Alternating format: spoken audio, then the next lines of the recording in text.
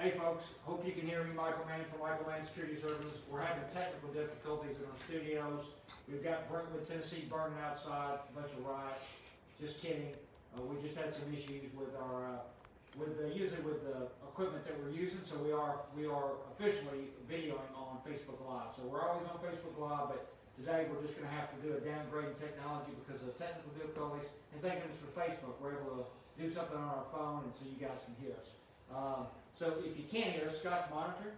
Can't hear us for some reason, let us know, or let Scott know, and then we'll do whatever we need to do to make sure that you guys can tune in. Okay? All right. So just real quick, how to get a hold of us? You can go to our website, michaelmannsecurityservices.com. Call us 615-606-1006.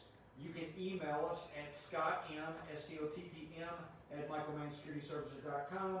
And of course, you can always get us on Facebook and Instagram at Safe with Man. We are on webinar number 10, and that is, I'll go back here, the Lone Wolf Understanding the Threat to the Church. This is some additional information and kind of a continuation of 2 of our webinars, if you've been joining us over the last 10 weeks, that we have presented in the past. So additional information if you've watched this all 10 weeks, and then of course for you folks that haven't heard this or maybe only tuned into 1 or 2, it's going to be some new stuff for you. Okay? All right. So what we've got going on while we're probably still waiting on some other folks, we have quite a few people register. We have other people from other pages that jump on. So we'll give them just a few minutes as we talk about some other things here, some stuff we've got coming up. All right, folks, what we've got coming up, June 14th at 1 p.m. to 5 p.m. Central Standard Time. We've got the Israeli Security Concept, and that is going to be a virtual instructor-led training, or VILT. So it is a Zoom platform. Again, June 14th, 1 to 5 p.m., Israeli Security Concept Phase 1. So that is threat identification.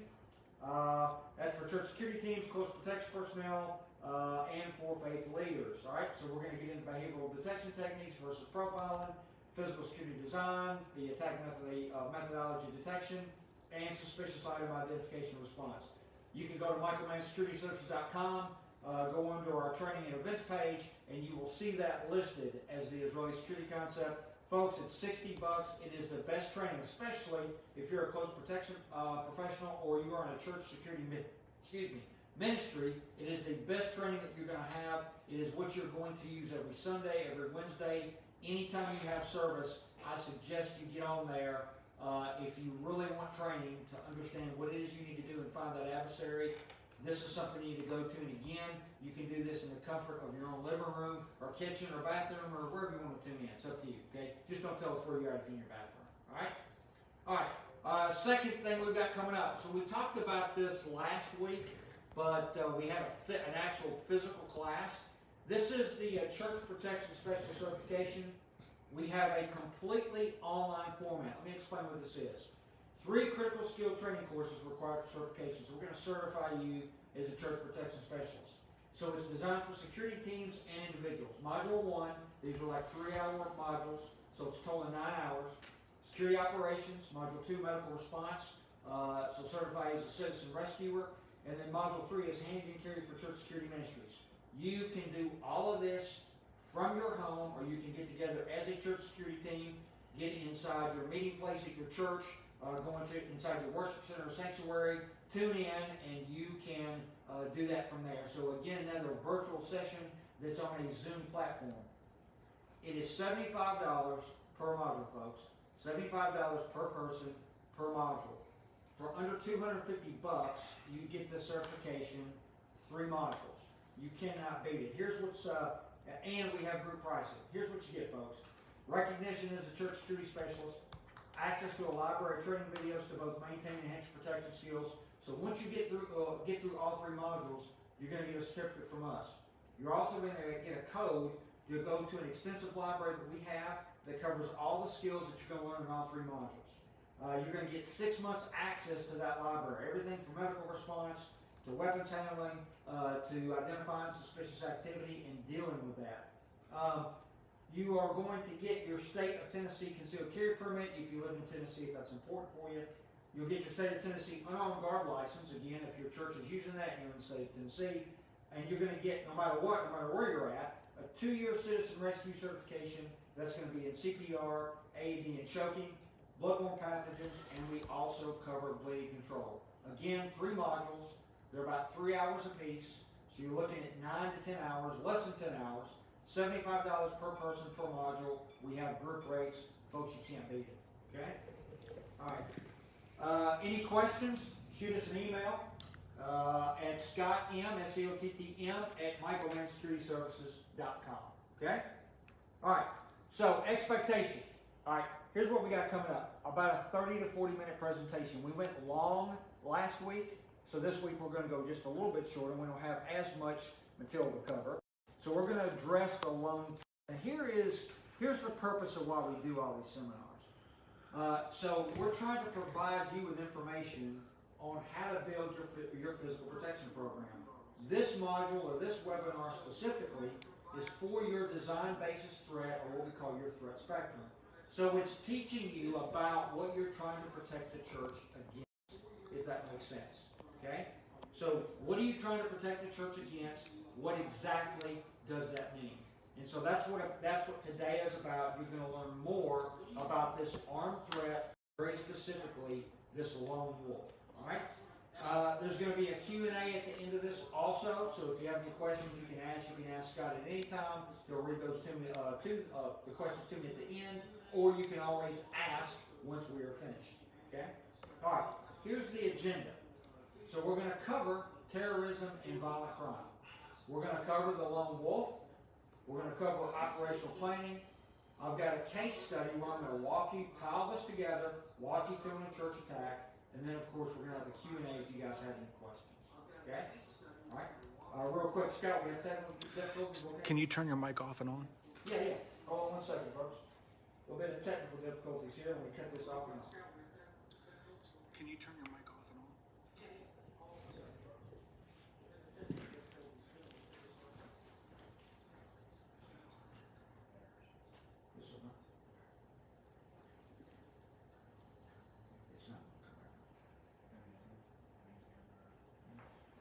It's in that boxes up there. Oh, it's back now.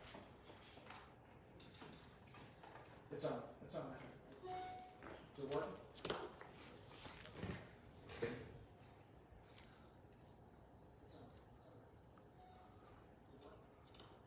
I think that's the best we're going to get. Okay, all right. Okay, folks. All right, here we go. We're going to start the presentation. Sorry, technical difficulties dealing with the phone or microphone, and then, of course, we've got Facebook Live here. Okay, so let's get on. Turn that down a little bit so I can hear myself there. All right. So let's talk about terrorism versus crime. So this is something that, look, I teach criminal justice for a large university. I've been studying terrorism and conducting anti-terrorism operations now for about 30 plus years. Started doing this as a kid. Then when I moved out of law enforcement, went into work for the government. Later on, my graduate studies program was about 20% in terrorism, very specifically religio-political. Studied terrorism in Israel and in other countries. And so when we start to talk about this type of incident, terrorism and crime kind of get mixed up. So before we get started actually in the lone wolf part of this, I want to address the difference here in what we're going to cover. So terrorism in itself is an act of violence committed by a group or an individual with political, social, or religious objectives. Okay? So that is an act of violence committed by a group or an individual with political, social, or religious objectives. Violent crime is behaviors by individuals that intentionally threaten, attempt, or inflict physical harm on others. And when we think about crime, very specifically violent crime in the U.S., we think about homicide, we think about aggravated assault, torture. We could also think things like rape. And so that's the difference between the two. Now, when we start to talk about terrorism can include criminal acts, but an act of violent crime obviously may not have political, social, or religious objectives. We're going to cover the lone wolf today, especially with a case study, as a violent crime or violent actor.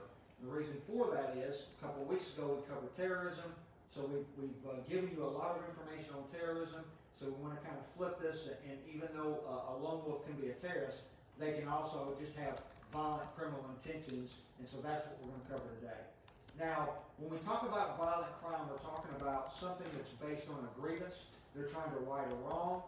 It can be resource driven, so it's something that someone wants. Somebody wants something from you or from the victim. And then, of course, it could be an emotionally disturbed person. Okay? And so what that means is you could have someone with some sort of a personality disorder or some other issue like a sociopath. Okay? All right. So, again, terrorism can involve criminal acts, but when we start to talk about criminal acts itself, this act is not going to have a political, social, or religious objective. Now, we're going to use some examples. I'll talk about some terrorist attacks, but again, for the case study today, we're going to talk about a lone wolf as a violent criminal. Okay? All right. So, again, the lone wolf can be a terrorist, can be a violent criminal. Now, when we talk about this kind of violence, if you're into threat assessments and you're into studying sociology, psychology, and just threat assessment processes, there's an older book that I read a couple years ago. It's a great book. It's called The Anatomy of Violence. And it's written by a gentleman named Adrian Rain. And he calls this violence basically it's predatory in nature or proactive aggression. So proactive aggression, or if you're looking at threat assessment processes, we call it intended violence. It's predatory, it's planned, it's premeditated, it's manipulative. But here's the good thing about this kind of violence, just like any terrorist attack, as church protectors, we can detect this and we're going to get into it. Okay? So when we talk about this violent crime, we're talking about proactive aggression, not my word, Mr. Rain's word. And if you want to read that book, it's an excellent book. Now it gets into the psychology and the workings of the brain of killers, but it's very, very interesting. And again, the name of that book is The Anatomy of Violence. Great book. Take you just a couple days to read it. So let's get into the lone wolf and how to understand this threat, what we're talking about. So here is the definition of a lone wolf. So it is an individual or an adversary working with minimum assistance from others. So when we think about a terrorist organization, a lot of times, like traditional terrorist organizations or even traditional criminals, we think of someone that's associated with a group of people that are assisting them. So the lone wolf themselves, hence the name, acts alone. And there's a reason why we're covering this. They plan the attack alone without any outside support, and that is important for later on. Okay? Now remember, we've gone over this in the mindset of the active shooter. We talked about this in terrorism. So a lot of the other presentations or other webinars we've provided for you, we've talked about it. But if you remember the requirements for a successful attack that I've talked about in the past, we're talking about, number one, we have to have information on the target. So the lone wolf still has to gather information on the target. So they can do that online, and we're going to get into that, especially in this place where we are today. They also, at some point, are going to have to come to your house of worship to gather information, very specifically if they're an outsider threat, and we covered insiders and outsider threats in other webinars. They have to have the element of surprise. This is a situation where you are not expecting the attack. So not only do they have to gather information, both getting intelligence online or gathering that intelligence, but also through surveillance, which means they're going to have to physically come to your site. They also have the element of surprise. So they're going to have to do this to where you don't notice it. And that's most of the time, that's the issue, especially when we talked about ministries and churches and attacks, and we're going to cover that in a minute. Then they have to have control, like a handgun or a rifle. It can be a knife, but they need a tool. They need a means of control. And then, of course, they have to be mobile. They have to be able to move around. When we talk about mobility, that means they can enter your facility and they can close the distance with that target or targets, very specifically your congregation, without being interrupted. So again, they have to gather information. They have to have information on the target. They have to have the element of surprise. They have to have control of the means to attack. And then, of course, they have to be mobile. At any time, as a church protector, or even as an executive protection specialist, or a security person protecting a mall, if I can take any of those elements away, it makes it very, very difficult for the adversary to be successful in attacking your facility. Okay? We've covered this in other seminars or webinars. So let's talk about tactics, motivations, and objectives when we get into the lone wolves. Now these are very similar. These are the same as terrorist attacks and other violent criminals. So when we start to look over the last 20 years, lone wolf attacks, these type of attacks have occurred. So very specifically bombings, assassinations, armed assaults, which is what we're going to cover in detail, because when we start talking about protecting our house of worship, you know, like our church, our synagogue, our mosque, very specifically, we're looking at armed attacks on the threat spectrum. Barricade hostage incidents. The adversary gets in, for whatever reason, maybe an active situation, turns into something static, they barricade themselves, they take hostages. Very specifically, when we start thinking about lone attackers with this, go back and think about the nightclub shooting a couple years ago in Orlando, Florida, where the attacker went in, killed several people, actually attacked a police officer that was there off duty as a security person at the beginning of the attack and overrun the officer, went in, killed a number of people, and then ended up getting stuck inside as the police started to respond, barricaded himself, had hostages, and then eventually was killed. And also, if you think about the situation, this was not necessarily an active shooter or an armed attack, but it was a barricade and hostage situation. The attack on an Amish school several years back up in Pennsylvania, where an emotionally disturbed person went in, took some girls hostage, assaulted them, and later executed them before the police could get in. Product contamination, so someone gets in, very specific, most of the time this is insiders, they contaminate some sort of a product in a factory, causing people outside, consumers, to get sick. Cyber terrorism, and then of course suicide bombing. So lone wolves have been involved in these type of attacks over the last 20 years. So tactics, motives, and objectives. So why is this important for us? Why do I keep talking about this in our house of worship? Well, here's why. We talk about attacks committed by an individual acting alone without outside support. If I look at the attacks, and let me explain what the attack means. So these are armed attacks, people that have walked into a house of worship over the last 19 years, 19 to 20 years, and attacked that house of worship and caused chaos and mass violence.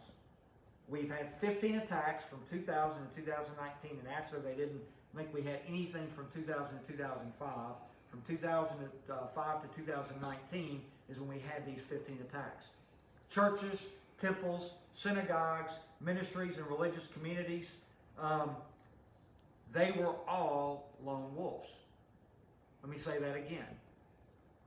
From 2005 to 2019, because we had nothing, I don't think we had any of these types of attacks from 2000 to 2004. It was 2005 to 2019. All 15 attacks, the adversaries were lone wolves. They were individual attackers. They planned the attack. They used firearms. Some were acts of terrorism, which we covered a couple weeks ago. Some were acts of violent crime. Okay? So what's important about the lone wolf, when we start looking at armed attacks at our houses of worship throughout the last 20 years, they have been lone wolves. This fits into our threat spectrum. The risk is really, really low, or the actual likelihood is low. But depending on what you're doing at your church, the vulnerability could be high, and of course the consequence is always high. So of course this raises our risk level to a high level based on what you're doing. Consequence is always going to be there, even though that likelihood is going to be low. Consequence is always going to be critical. We look at reducing our vulnerabilities as a church ministry or security team. Okay? So the reason why this is important for us is because the attackers in the last 19 to 20 years have all been lone wolves. All right. So let's get into very quickly, so we understand that lone wolf. Let's talk about operational security. So just a quote from an author, a known author, an educator. A real secret is something which only one person knows. Say that one more time. A real secret is something which only one person knows. And here's why this is important to the lone wolf. The lone wolf operates independently and doesn't report to a leader or a team for direction or instruction. Now, so the lone wolf is the only adversary participating in this attack. So here's the good thing when we talk about operational security for the adversary. Number one, the risks of any kind of leaks of this getting out, any kind of infiltration by law enforcement organizations, and the discovery of this attack prior to is greatly reduced. So this reduces their risk for not being successful. because it's just them. They're not sharing this with anybody else. They don't answer to anybody. They don't have to deal with anybody. They're not worried about telling their secret to somebody else and that secret getting out. Okay? Intelligence gathering, surveillance, rehearsals, probing, and attack execution are all done by that adversary. So they're not getting assistance on any of this. The adversary goes through the entire attack methodology. Okay? So because of this, operational security is it's really a good thing for the lone wolf of that adversary. Okay? So as we leave operational security, let's get into operational planning. What this lone wolf does, what this adversary does to plan the attack. Okay? So we're talking about terrorism, or we're not talking about terrorism, we're talking about violent attacks or violent criminal acts, but we're going to talk about terrorism to show you something here in just a second to give you an example. So a guy named David Rappaport out of UCLA, a professor out of UCLA in terrorism studies, and if you've had any kind of terrorism studies, if you got a certificate in terrorism studies, you've studied terrorism at the undergraduate or graduate level, you have had to read some of this information. And so this professor came up with something that he called the 4 waves of modern terrorism. And so just real quick, let me kind of go over those 4 waves. He calls what happened in the late 19th century or early 20th century as the anarchist movement. Then as we move into the late 1920s, we had the anti-colonial wave. As we get into the 60s, we have a new left wave. Think about the violence very specifically in the U.S. up on the northeast coast or the northeast, and then the west coast, the things that we were experiencing as a country at that time. We're kind of starting to see some of that come back now. Then we had the religious wave that started in 1979, 2 incidents very specifically, and I think we're still in the religious wave. So in 1979, we had the invasion of Afghanistan by the Soviets. That kicked off the religious wave, and then of course we had the revolution in Iran, and then of course we still have that regime there. And so those are 2 incidents that kicked off, believe it or not, especially what we're experiencing today, the religious wave of terrorism. So now we're starting to see what we call a technological wave, and this is why this is important for the lone wolf. So remember, the lone wolf has no support. The lone wolf is doing everything by himself, and this is why this is important. So in this age of technology, available information on weapons, targets, and tactics are available open source. So if we start thinking about terrorism and attackers 30 years ago, we start thinking about terrorists that had to go off to another place to train and learn how to fight. So think about if you know anything about the 1979 invasion of Afghanistan by the Soviets, what happened was the actual founder of Al-Qaeda, Abdullah Azzam, actually led this worldwide movement to bring Muslims from all over the world to Afghanistan to fight the Soviets. And so for these folks to be successful, they had to set up training camps in other countries, and they set up training camps in Afghanistan. This is how Al-Qaeda was born. Abdullah Azzam was actually a professor who Osama bin Laden studied under while he was in college. And so we start to think about, as Abdullah Azzam brought all these Muslims in to fight this oppressor, they had to go to training camp. So if someone from the United States wanted to go fight, and they wanted to fight this oppressor, then they would have to go to a training camp. So when we start thinking about terrorism, we start to think about 30 years ago, if you wanted to leave the U.S. and go fight and learn how to do these things, you had to go somewhere else. And so today, with this technological wave, you don't have to do that anymore. Internet and social media. So information about targets, weapons, tactics is gathered, processed, and distributed to millions of people. And that information includes information or instructions on building improvised explosive devices. You can get maps and diagrams of specific targets, requirements for conducting assassinations, agendas and beliefs, or people that you can get into contact with, or the lone wolf can get in contact with like-minded individuals. And here very specifically, if you'll remember 2 weeks ago, we talked about terrorism. And a terrorism attack that we used as a case study was the attack on the Family Research Council in Washington, D.C. And so we had a terrorist with a young man with a socialist issue starts to try to identify targets that are anti-LGBT. He finds a number of targets in the DC area, decides to pick the Family Research Council, goes through the entire process on his own. He was a lone, or he is, or he was convicted of it, a lone wolf. Okay, very specifically, this was a terrorist attack. Goes through the entire target selection process, intelligence gathering process online.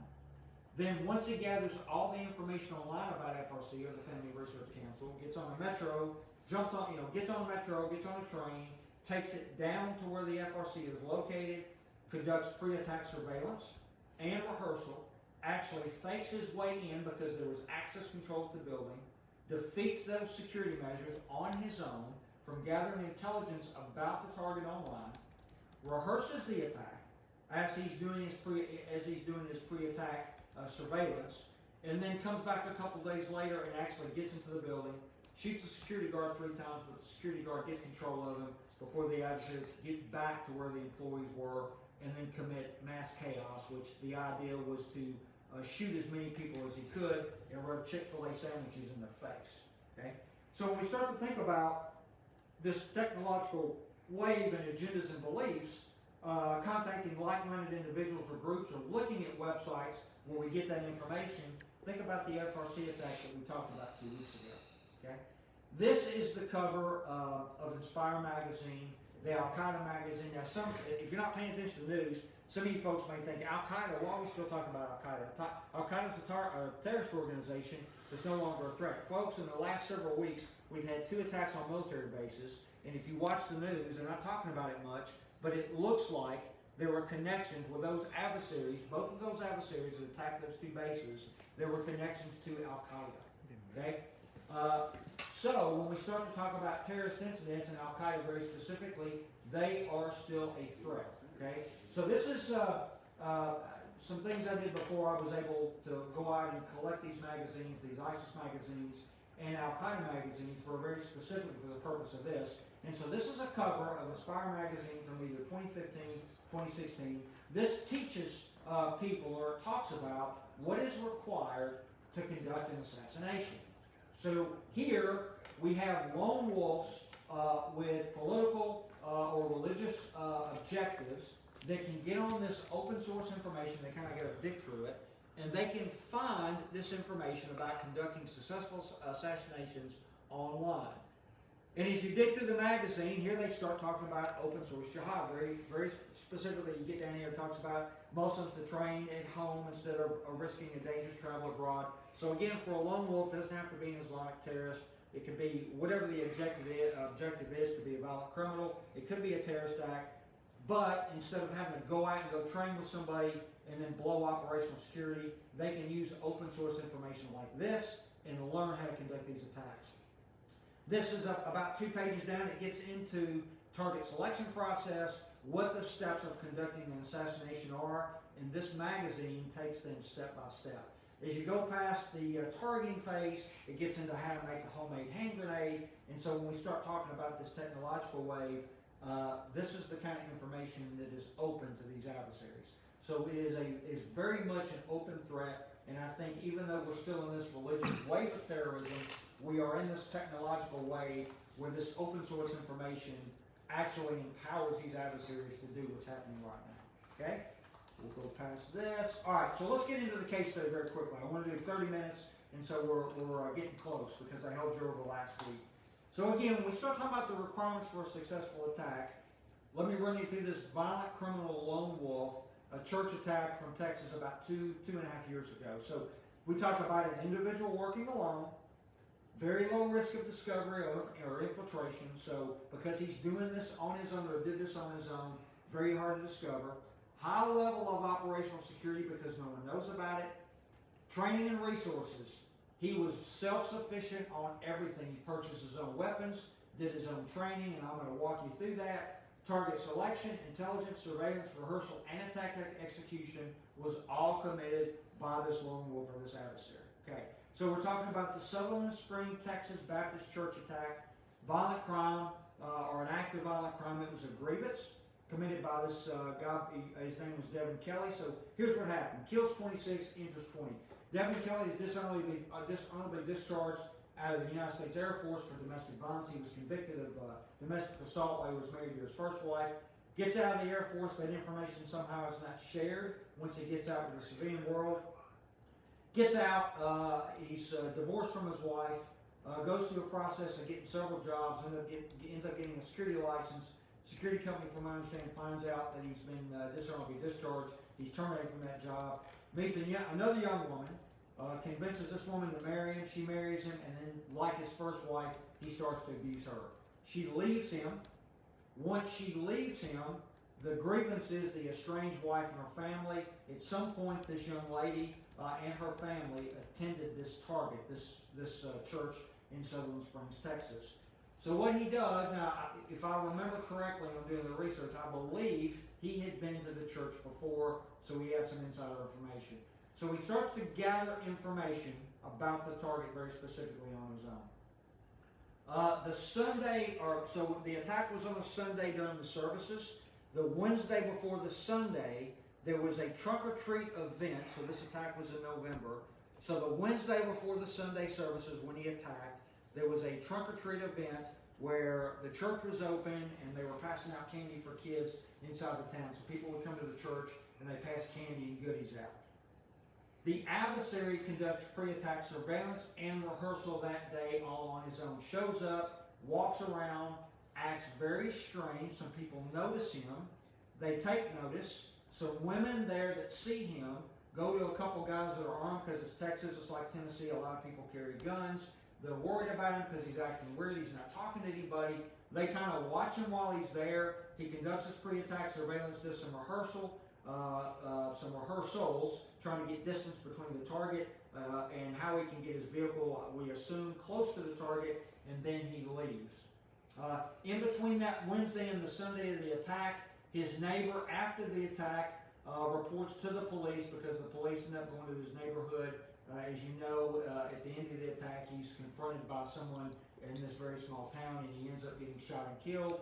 And so in the investigation process, and neighbors end up talking to a neighbor of his, or the police talk to a neighbor of his. The neighbor reports a couple days before the attack, he heard Devin Kelly on his property shooting, and not like 5 minutes, so it wasn't like test firing something. He said it was an extended amount of time, like he was practicing some sort of an attack. So he goes through this entire process by himself, okay? So again, pre-attack surveillance, rehearsals, trains. The day of the attack shows up, pulls his vehicle very close, gets out, shoots, and I think kills 2 people in the parking lot, goes inside the sanctuary, ends up killing 26 people, wounding 20 others. As he's leaving, and during the attack, a couple people in the neighborhood hear the shooting, they grab rifles, they go to the church, they see him as he's trying to leave, I believe, they respond, they attack, they shoot him. As he drives off and tries to get away, they follow him. At some point, he starts to bleed out. He calls his wife, his estranged wife, apologizes to her, calls his dad, apologizes to him for the attack, and then ends up dying before the police can get there. So a lone wolf attack where the adversary acted alone, and again, when we talk about the last 20 years, all of our attacks in our houses of worship have been conducted by lone wolves. So goes through the entire process by himself. Operational security was at a very high level because nobody knew about the attack. Conducted everything alone without any assistance. Was very self-sufficient. Okay? So how do we do this? And this is not any different. How do we protect our churches against the lone wolf? Folks, this is nothing different than what we've talked about in the past. Number one, our job is not to respond. Respond, by definition, is actions that someone takes to neutralize the threat. That could be an off-site response. That could be an on-site response. All right? Response is a function of a physical protection system, but our job as the security ministry or team is to prevent those undesirable attacks from occurring, just like an executive protection agent or anyone in physical protection or physical security. That comes through deterrence, or my ability, which is another function of physical protection, my ability to convince that lone wolf that based on what they see, that attacking our target will be very difficult. And of course, that's intelligence. And that intelligence, in addition to deterrence, is that information we're gathering is we're on post and we're watching. We are using those concentric rings of protection as we observe, which means we have our ministry out at different areas and levels of our target itself. That's what it takes to protect. You heard me talk about last week, folks. It's not about the gun, it's about the advance. It's the same thing for us.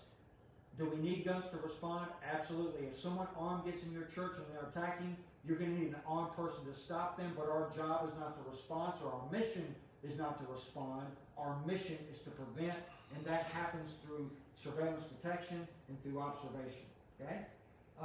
The lone wolf must follow this predictable cycle or methodology, so they're going to gather information on site. So they have to be there. When they're gathering information, they are detectable. It happened in Sutherland Springs.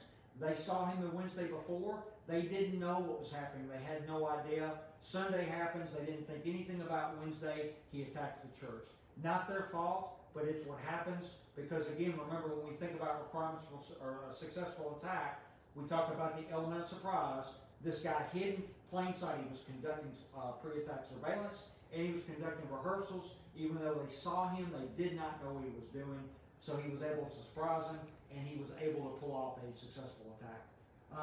So when they get that information, when they gather that information, they conduct those rehearsals. We as the security ministry, the security team can see that. Okay? All right. If you want to know how to do this, then join us on June 14th live on Zoom. It's through our VILT session. It's just 3 hours or 4 hours, 1 to 5. We'll probably finish up early. It's after you're serving. It's Central Standard Time. 2 o'clock for most of you folks tuning in, more than likely.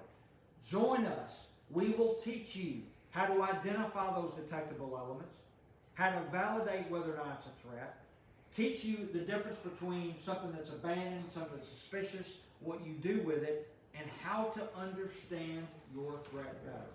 All right, we're at about 33 minutes. I promised you 30 minutes, folks. If you have any questions, please please shoot us an email at scottm@michaelmannsecurityservices.com. You can go to our website at michaelmannsecurityservices.com and send us a message. You can call us 615-606-1006, or you can get us at Facebook and Instagram at Safe with Man. Do we have any questions, Scott? No questions, folks. We've got this recorded. We're gonna post it up again tonight. So if you've missed parts of it, so you can see it again, it will be on our website in the next day or two. Once Scott gets some sleep and he breathes a little bit, you'll see it under our webinars, under our resources page. So this is webinar number 10. Hey, tune in next week, and we're going to have another interesting topic. We're going to put that out here in about a day or so. We'll put that on Eventbrite so you can register so we know you're coming. And remember, folks, as always, it's about prevention, not response.